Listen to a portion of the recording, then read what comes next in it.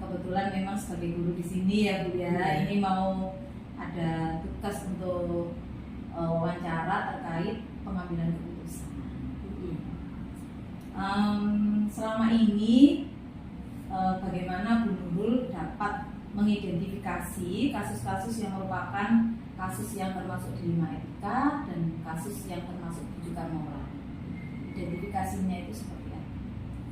Ya, pertama yang pasti saya harus ketemu dengan yang bersangkutan ya, misalnya guru yang memang ada permasalahan apa yang mungkin nanti bisa diidentifikasi. Jadi langkah awal bertemu dulu dengan guru yang bersangkutan, kemudian masalahnya itu tentunya saya bicarakan dengan pimpinan sekolah. Jadi pimpinan sekolah kan juga tidak hanya kepala sekolah. Jadi di SD Raja 3 ini ada wakil kepala sekolah, dan itu pun juga banyak juga ya, ada waka kesiswaan, ada waka kurikulum, ada waka satpas, dan juga bisa jadi melibatkan guru juga yang lain seperti itu untuk dalam rangka mengidentifikasi tersebut. Jadi di awal ketemu dulu permasalahannya apa, baru kita bawa di forum itu. Jadi bisa mungkin dibahas dalam diskusi bersama dengan guru-guru yang lain, atau mungkin diselesaikan saat itu, atau mungkin diidentifikasi saat itu juga, tergantung permasalahannya. Kalau misalnya kok bisa langsung saya katakan gitu sebagai kepala sekolah, ya sudah langsung saja. Tapi kalau misalnya kok ini menyangkut banyak hal gitu ya, yang terkait dengan mungkin guru-guru yang lain juga, maka ya harus saya bawa di forum khusus gitu, entah itu terbatas atau bisa jadi semuanya. Seperti itu. Baik, terima kasih Bu. Untuk selanjutnya, bagaimana Bu Nurul menjalankan pengambilan keputusan di sekolah Bu Nurul, terutama untuk kasus-kasus di mana ada dua kepentingan yang sama-sama benar atau sama-sama mengandung nilai kebajikan. Itu bagaimana cara mengambil keputusannya? Kembali lagi, saya pastinya tidak bisa memutuskan sendiri kan gitu ya, karena memang itu berkaitan dengan permasalahan seseorang yang itu juga bisa terjadi pada saya atau juga pada guru yang lain. Maka saya perlu diskusikan dulu dengan ini, sebisa mungkin kita juga memahami ya, mungkin kalau permasalahan sama-sama benar tadi, kita bisa memahami dari satu sisi. Ya tentunya dalam hal misalnya dari sisi kemanusiaan, dan kita ini juga kan bagian dari masyarakat kan begitu. Ya itu tetap kita diskusikan mana yang kemudian tetap memperhatikan sisi manusianya, sisi sosialnya guru, dan juga tugas yang utama di sini. Nah itu kalau kita bicarakan bersama, kita cari solusi bersama, insya Allah pasti ada jalan keluarnya. Jadi dikaji dulu lebih dalam gitu ya? Dikaji dulu lebih dalam gimana. Terus ini adakah solusi di antara teman-teman kita, mungkin ada pendapat seperti ini, karena kita dihadapkan dua hal yang ini sama-sama baik kan gitu. Nah kalau saya pikir sendiri, tentunya kan saya jadi ego saya muncul kan gitu. Tapi kalau kemudian saya diskusikan bersama, itu pasti nanti ada banyak pendapat yang di situ bisa bersama-sama bisa jalan tengahnya, ada solusinya yang kemudian tetap kita bisa menjalankan tugas utama kita sebagai guru, tapi kita juga bisa memberi istilahnya di sisi yang lain, sosialnya atau kemasyarakatan, permasalahan guru ini juga bisa teratasi seperti itu. Bagus sekali Bu Nurul. Terkait permasalahan yang pernah dihadapi Bu Nurul, misalkan ada dua hal yang sama-sama baiknya, misalkan terkait salah satunya kemanusiaan ya, terkait empati, misalkan satunya terkait kebijakan sekolah yang merupakan ada prosedurnya. Kira-kira langkah-langkah atau prosedur seperti apa yang biasa Bu Nurul lakukan selama ini untuk mengatasi masalah tersebut? Iya, yang pasti begini, saya kan menggali dulu permasalahannya apa.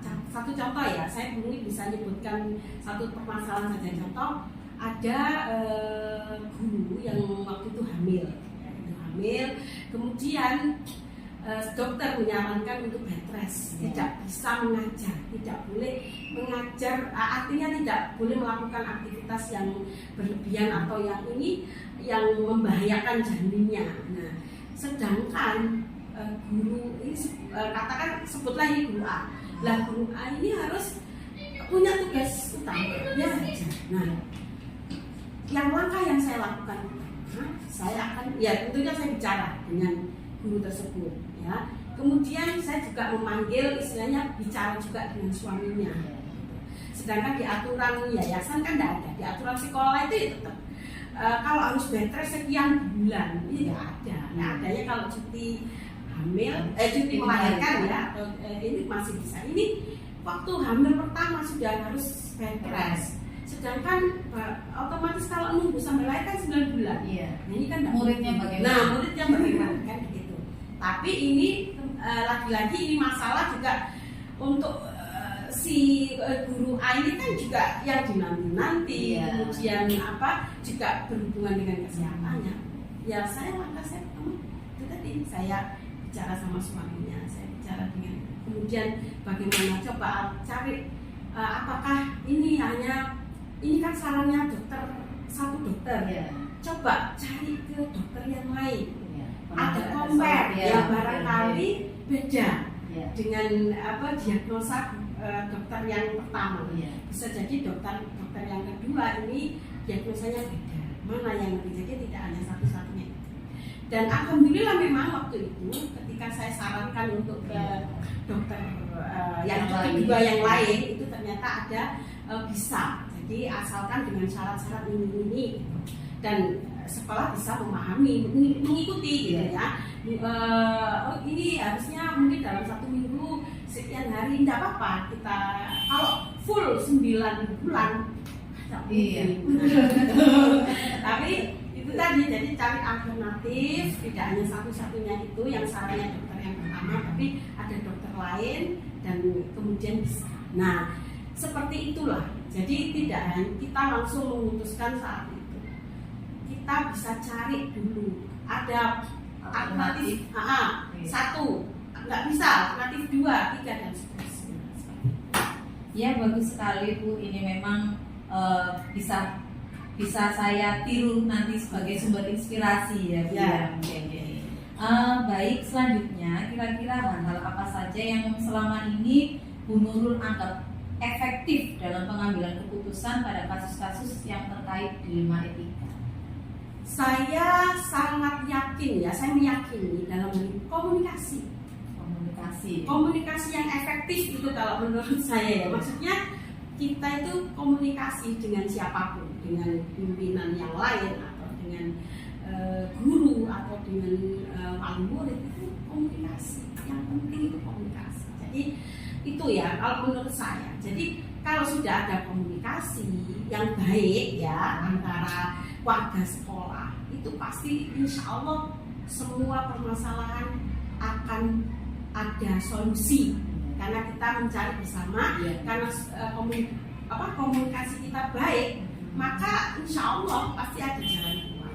Bisa keluar semua unek-uneknya gitu ya. Jadi tidak hanya dari pimpinan langsung, tidak. Jadi saya meminta kepada semua yang saya memang dilibatkan atau dibutuhkan saya aja bersama.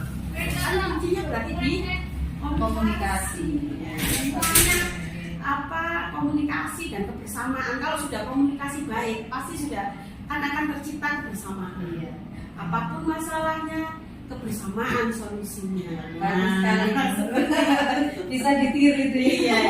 Monggo saya juga dikasih saran kalau misalnya ada yang Nurul ini ada yang efektif Bu selain komunikasi misalnya. Ya bagus sekali Bu. Ini masih ada lagi yang perlu saya tanyakan. Hal-hal apa saja yang selama ini merupakan tantangan bagi Bu Nurul sebagai kepala sekolah dalam pengambilan keputusan pada kasus-kasus yang terkait dilema etika? Begini, di SD Khadijah 3 ini kebetulan kan memang untuk saat ini itu kan guru-gurunya itu kan lebih senior tuh mendominasi. Nah, senior ini secara kompetensi ya, ya saya juga termasuk senior ya. Secara kompetensi Saya juga kemampu. kalau masalah IT itu memang sangat apa ya istilahnya, ya ketinggalan ya. Sudah nggak gitu gitu. Nah, sebagian kecil memang guru-guru yang masih yang muda ya, katakan yang junior, mereka yang secara kemampuan IT-nya bagus. Nah, antara kedua ini ada dua golongan ini ya, antara ya Kak, dan sekarang ini kan tuntutannya memang lebih ke IT, gitu ya, pembelajaran di kelas dan sebagainya kan. Anak-anak zaman sekarang, anak-anak Gen Z ya, itu sudah senang dengannya. Nah, ini tantangan saya itu ya ini tadi, gimana guru yang senior ini, yang aluminium ya kalau itu bisa seimbang, paling nggak seimbang, gitu ya. Dan berbagai cara tentunya yang saya lakukan. Jadi diantaranya, dan ini juga bukan hanya saya yang memutuskan. Kembali lagi, saya diskusikan dulu ya apa ini menghadapi seperti ini, sekolah kita ini harus mengikuti apa zaman katakan begitu secara pembelajaran dan sebagainya. Tapi SDM kita ini ya seperti ini yang ada. Jadi yang mendominasi yang senior katakan, yang kemudian kemampuan IT-nya juga enggak, ini ya agak susah gitu ya. Itu tidak bisa dipungkiri. Tidak bisa dipungkiri. Nah, tetap saya diskusikan ini sama teman-teman yang lain. Akhirnya muncullah apa namanya istilahnya untuk gagasan ya, untuk bisa mendatangkan apa sih pelatih atau mendatangkan ini supaya bisa mendampingi, supaya bisa melatih mereka bagaimana dalam operasi apa namanya pengoperasional ya, mengoperasionalkan IT itu seperti apa. Jadi kita bekerja sama dengan banyak pihak terkait dengan apa namanya di pembelajarannya, tidak hanya ini ya untuk IT-nya sendiri dan juga untuk konten di kurikulumnya disesuaikan. Dan itu mungkin bahkan saya begini, kalau memang untuk yang senior butuh pendampingan, tidak hanya pelatihan atau workshop saat itu, pendampingan kita lakukan. Jadi khusus gitu ya. Misalnya kalau untuk yang junior ini yang cukup muda-muda ini hanya butuh misalnya 1-2 hari selesai. Tapi bagi yang senior ini misalnya butuh berhari-hari pendampingan berkelanjutan ya. Oke, kita seperti itu.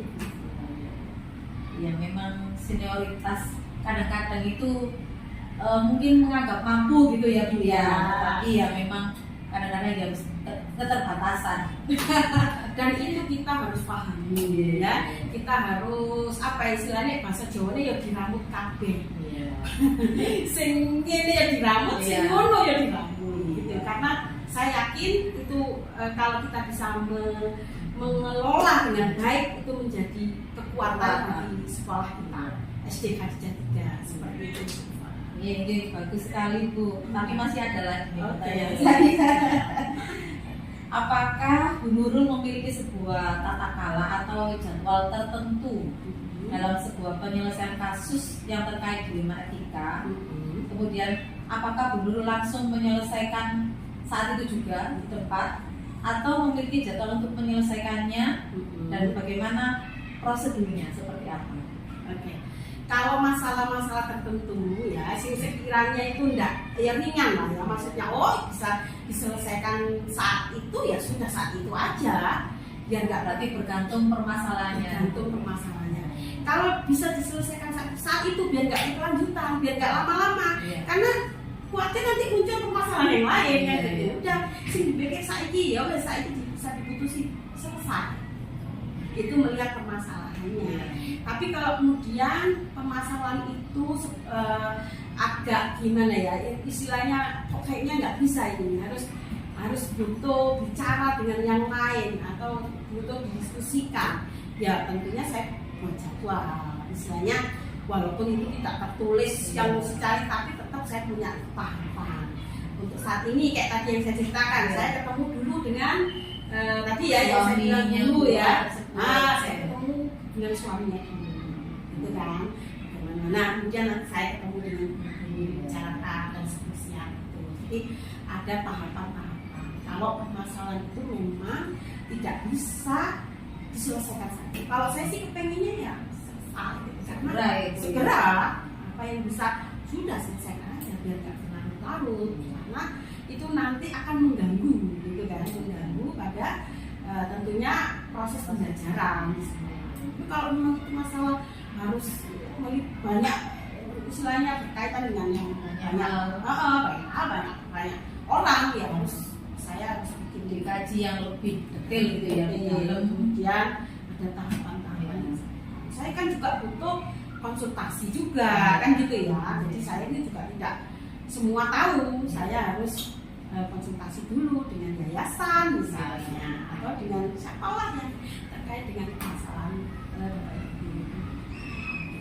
Baik, selanjutnya Bu, ya. Adakah seseorang atau faktor-faktor yang selama ini mempermudah atau membantu Bu Nurul dalam pengambilan keputusan dalam kasus-kasus yang terkait dilema etika? Kalau yang terkait dengan dilema etika, yang pasti kalau siapa ya suami saya dong. Saya pasti waktu makan gitu bahas ya. Iya, makan itu pasti saya cerita. Itu sebagai luapan apa istilahnya?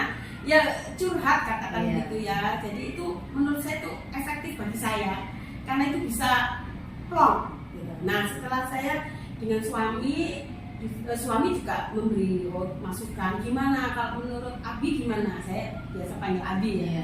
Menurut Abi gimana? Suami saya juga memberi masukan gitu kan. Dan masukan suami ini karena beliaunya bukan orang pendidikan, ya kadang-kadang kan memang kadang nggak pas gitu. Tapi saya diskusi gitu. Lebih kalau di pendidikan nggak seperti itu, kalau di sekolah gini, ya tetap ada diskusi dengan suami. Nah ketika sudah dari suami saya dapat, tentunya tidak saya apa istilahnya mentah-mentah saya enggak, tetap saya sudah disaring dan saya sudah ada bahan. Nah itu nanti setelah dengan suami ya tentunya saya dengan pimpinan yang lain kan, sama tim ya, dibicarakan seperti ini seperti itu. Jadi kalau yang support besar ya pasti suami. Kemudian kalau yang lainnya ya di pimpinan ya pakai kepala sekolah dan ya tim SD kerja juga tentunya itu yang lebih menurut saya perannya juga sangat besar dengan teman-teman saya. Tanpa teman-teman guru, tanpa kepala sekolah saya juga nggak bisa berbuat apa-apa. Terakhir Bu, dari semua hal yang disampaikan Bu Nurul tadi, pembelajaran apa yang dapat Bu Nurul petik dari pengalaman panjenengan mengambil keputusan terkait tadi dilema etika dan sebagainya? Ya, kembali lagi bahwa menurut saya ketika kita mau ambil keputusan itu kuncinya di komunikasi. Komunikasi ya, komunikasi. Kita itu kalau diam saja atau hanya apa istilahnya nggak mau dengan yang lain, yo nggak akan menghasilkan yang baik. Malah menimbulkan konflik mungkin ya Bu. Nah, kalau sudah dari kita sendiri bersama-sama, ya akan insya Allah seperti disiplin positif itu. Iya kan? Kalau itu dari kita bersama, pastinya kita juga akan hati-hati sendiri. Tapi kalau itu dari atas langsung memutuskan gini, nggak akan bisa bagus.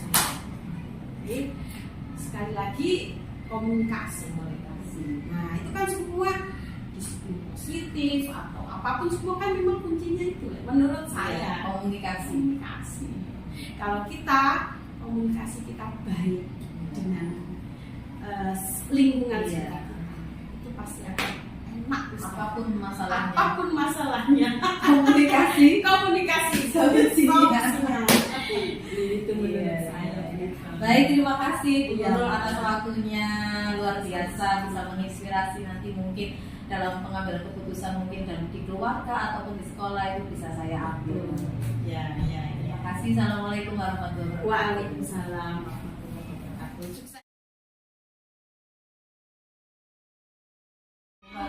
Waalaikumsalam.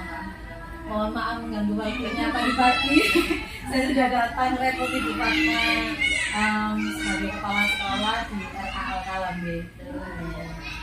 Ini Bu Fatma, saya mau bertanya-tanya terkait pengambilan keputusan yang dengan pernah lakukan di lembaga ini. Jadi selama ini tentunya pasti banyak sekali hal-hal di sekolah Fatma, kejadian-kejadian antara guru dan kebijakan di sekolah. Nah, itu ada hal-hal yang kasus-kasus atau permasalahan.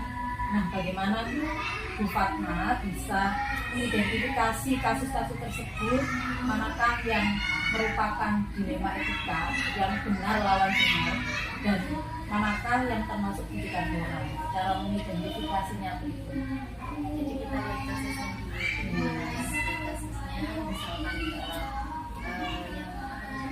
Dilema etika sama pendidikan moral. kalau pendidikan moral itu terus terang ya memang tidak kita perkenalkan kan ya. Bagaimana apa namanya sering telat, kemudian telat itu karena apa? Terus kalau kita identifikasi dari sering telatnya itu guru ini punya sampingan di luar. Jadi ketika punya sampingan di luar, kita sudah tidak benar. Sudah jelas ya keputusannya ya. Aturan juga. Maksudnya sampingan di luar itu di luar jam yang bagaimana gitu kan? Kita kasih dulu. Kalau malam itu bukan di ranah kerja kita, tapi kalau masih di ranah waktu kerja kita, nah itu yang tidak benar. Sudah memutuskan menjadi budi akal harus profesional dengan aturan-aturan yang kita.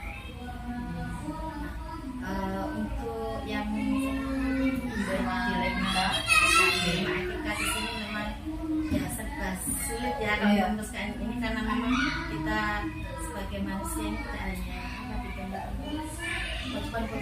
belajar, samping itu juga kita ada rasa empati. Nah, nanti di sini kita harus berlanjut dengan profesional. Karena kita di sini melayani.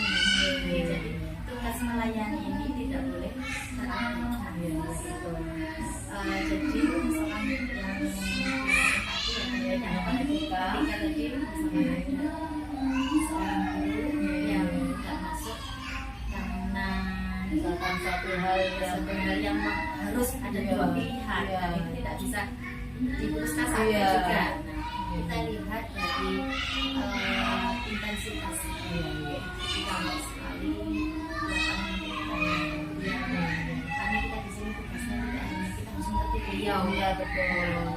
Jadi juga kan beliau harus mengerti kita, kan tugas kita melayani harus kita yang sebaik-baiknya. Jadi untuk satu kali dua kali mungkin bisa. Nah, lalu untuk berikutnya mungkin dari solusi dulu. Dari solusi apakah beliaunya bisa mengerti kita. Jadi kita tidak pilihan. Karena kalau misalkan ada yang harus membutuhkan beliau sakit yang tidak bisa ditinggalkan, ya mungkin tugas beliau yang utama itu kita berikan di samping itu juga menurut sekolah kami ketika ada kasus seperti itu kan kita punya istilahnya guru Ada dulu tugas ya. guru kita satu yang stand sama tidak masuk, jadi alhamdulillah Sudah siap ya. kosong. Cuman kan tidak terus serta merta. Jadi seperti itu untuk kita solusinya dari sementara. Kalau waktu yang sama itu juga kita berikan perhatian. Artinya apa? Ya, semua pasti akan mengalami seperti itu. Tapi tetap tidak boleh secara terus menerus. Kalau sudah secara kontinu ya, mungkin mengambil keputusan gimana yang dipilih ya guru tersebut yang istilahnya kebutuhan kebutuhan seperti itu. Bagus. Ini terkait beberapa permasalahan tersebut, bagaimana Bu Fatma bisa menjalankan pengambilan keputusan di sekolah Fatma, terutama untuk kasus-kasus di mana ada dua kepentingan yang sama-sama benar, kayak dilema etika tadi, atau sama-sama mengandung nilai kebajikan. Ya sama yang tadi, contoh kasus misalkan yang tadi apa, ada guru yang sering terlambat, kemudian karena di sisi lain itu di rumah ada apa, banyak anak, misalkan suami sakit dan lain sebagainya. Tadi kan ada panjenengan beri waktu ya, dipanggil sekali 2 kali, kemudian kan mungkin di sekolah ada SOP mungkin. Oh iya. Ada SOP, sudah kasih peringatan ya, kemudian disuruh memilih ya, mana yang intensitasnya sudah. Iya, kalau sudah sangat sering ya memang kita kan juga harus menegakkan nah. sekolah. Iya betul. Ini selanjutnya kira-kira langkah-langkah atau prosedur seperti apa yang biasa melakukan selama ini, misalkan kalau ada kasus-kasus tertentu, misalkan selain yang kalau terlambat, misalkan atau yang lain-lainnya, misalkan ada kasus-kasus dilema etika yang lainnya, misalkan yang sama-sama benar lawan benar, misalkan ada guru, misalkan guru ini aktif gitu ya, beliaunya ini aktif, kemudian di sisi lain juga ada tugas mengajar, kemudian beliaunya ini ada tugas yang lain, misalkan ikut pelatihan atau dan sebagainya, yang pelatihan tersebut juga meningkatkan nama sekolah. Nah misalkan itu kan sama-sama benar ya Bu ya. Nah kira-kira langkah-langkah atau prosedur seperti apa yang biasa Bu Fatma lakukan selama ini, misalkan kalau ada hal seperti itu? Terus otomatis ya kalau misalkan ada pelatihan ke sekolah kosong kelasnya. Iya betul. Sebagaimana kami sampaikan, di sekolah kami memang ada 1 guru. Oh yang jenengan sampaikan tadi ya. Satu guru yang tugasnya memang untuk mengisi kelas kosong, sehingga kita upayakan semaksimal mungkin guru tidak sampai membobol kelas. Jadi misalkan kalau gurunya semua ada, maka guru ini akan melihat sisi mana yang memang. Iya betul. Seperti itu. Jadi insya Allah kalau aman ya Bu aman, ya. kalau ada tugas pelatihan dan lain-lain ya kita delegasikan guru yang sudah kita sediakan untuk mengisi kekosongan kelas. Bagaimana kalau kebetulan guru tersebut ini sering sekali ini kegiatan keluarnya, misalkan kok karena memang ini harus tugas dinas gitu ya, terkait kan ada kita itu kan ada aturan yang sudah ditetapkan di sekolah, terus ada juga yang aturan dinas, misalkan ini harus sekian kali pertemuan gitu, itu tapi selama ini kalau aman ya kami insya Allah intensitas itu tidak sampai terjadi. Oh iya. Walaupun kalau kita gini, sesuai dengan kan pelatihan tidak terus kan gantian. Mungkin ini di bidang ini, kemudian ganti lagi guru di bidang ini. Jadi istilahnya ada pemerataan supaya semuanya dapat pinter. Baik, untuk selanjutnya hal-hal apa saja yang selama ini Bu Fatma anggap efektif dalam pengambilan keputusan pada kasus-kasus terkait dilema etika?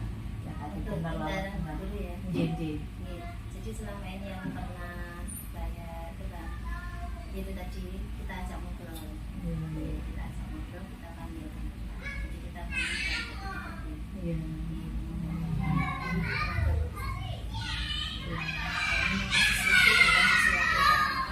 Boleh ketahui kayak tadi yang lainnya ya kita sampaikan ke teman-teman saat kita bersama-sama bagaimana menyelesaikan. Jadi di samping itu juga saya apa istilahnya memberikan biar kita tegas ya, supaya aturan ini terlaksana. Tetap saya ingatkan bagaimana ini kalau anak-anak ini sering ditinggalkan. Kemudian kita ajak juga teman-teman untuk memikirkan jika ada kasus diskusi berarti ya. Karena apa kalau memang sudah benar-benar mentok ya sesuatu yang jelek jangan saya gitu aja meninggalkan. Karena anak-anak itu titipan ya Bu ya. Artinya di samping aturan juga kita tegakkan, teman-teman juga kita ajak untuk berempati. Karena pasti suatu saat kita juga akan mengalami hal itu. Sehingga mentok-mentoknya ketika ini masih kita bisa tolerir, teman-teman tidak ada yang istilahnya iri-iri. Jadi kita jauhin hatinya, istilahnya. luar biasa itu. Selanjutnya, hal-hal apa saja yang selama ini merupakan tantangan dalam pengambilan keputusan pada kasus-kasus yang di luar etika seperti tadi, yang menjadi tantangan gitu. Nah, lu kan tadi sendiri empati yang harus bagaimana menegakkan keinginan dan juga empati. Karena saya membawa banyak orang kan ada yang sama. Iya betul. Dan tadi saya tekankan ada yang menjadi ada yang iri atau apa gitu ya. Dan itu kan merusak tantangan. Nah, bagaimana untuk mengatasinya ini tantangan saya supaya apa yang lainnya sudah tetap kondusif ya seperti ini kan. Harus kita diri ya, karena kita selesaikan, harus kita selesaikan supaya hasilnya terbaik. Apalagi misalkan guru ini punya potensi di sekolah kita. Kalau kita nggak doli ini kan saya ada adil nih kan. Tapi kalau saya melepas ini, istilahnya apa ini juga potensi untuk sekolah kita. Nah, kita harus menyelesaikan masalah ini. Akhirnya dengan cara apa? Tetap menegakkan ini. Tetap kita jaga empati supaya kondusif sekolah. Memang kalau membuat keputusan itu harus betul-betul dipikirkan ya Bu ya. Iya ya. Selanjutnya, apakah Bu Fatma memiliki sebuah tata cara atau jadwal tertentu dalam sebuah penyelesaian kasus dengan etika? Apakah Bu Fatma juga langsung menyelesaikan di tempat saat itu juga, atau memiliki jadwal untuk menyelesaikannya, dan bentuk atau prosedur seperti apa yang Bu Fatma jalankan? Kasusnya kalau mau kasusnya misalkan ini kasus secara umum ya menurutnya seperti yang tidak ini kalau kita tunda kan momennya tidak tepat nanti kita saat ngomong suasananya tidak lagi makanya kita tunggu juga Nanti lihat kasusnya maksudnya ada seperti apa. Kalau Bu saat ini juga berarti misalkan anak-anak mau kurang langsung kita kalau kasusnya supaya kita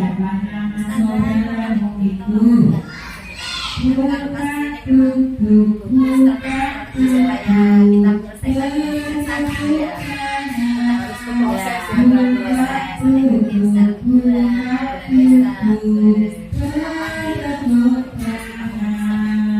pernah ikut SP gitu.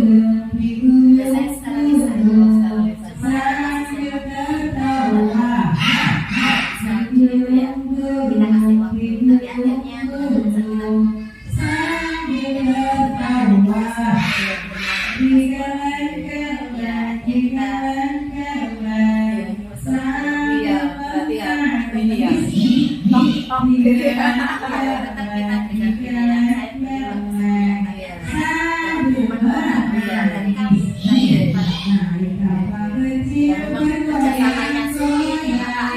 tapi akhirnya yang lainnya juga ada seperti itu pastinya.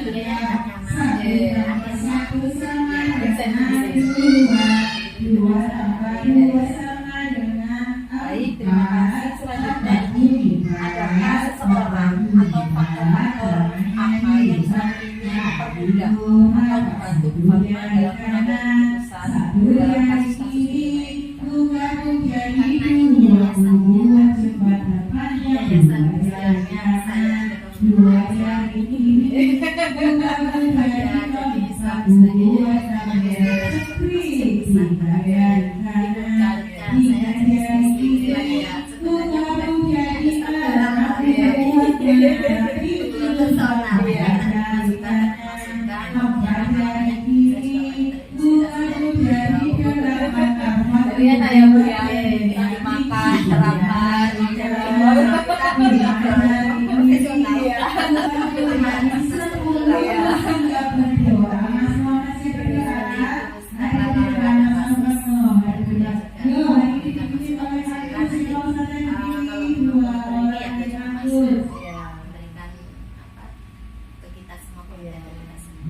Luar biasa ya, satu keluarga ini ya berkecimpung di dunia pendidikan. Ya memang apa namanya ini memang kalau sejalan itu kan enak jalan cuma tidak enaknya kalau sudah terus awal ke kasur. Jadi ngobrol itu lagi istilahnya, ketemu di ruang makan ngobrolnya sama, ketemu di ngobrolnya sama. Jadi ketika kita memberikan istilahnya apa ya, keputusan itu ya ada penguatan. Iya betul. Itu enaknya ya Bu ya. Iya. Baik, dari semua hal ini yang terakhir Bu, sedikit kok Bu. Dari semua hal yang disampaikan Bu Fatma tadi, kira-kira pembelajaran apa yang dapat Bu Fatma petik dari pengalaman Bu Fatma untuk mengambil keputusan terkait dilema itu? Jadi nanti kita apa ya, kita bekerja kita setiap hari setiap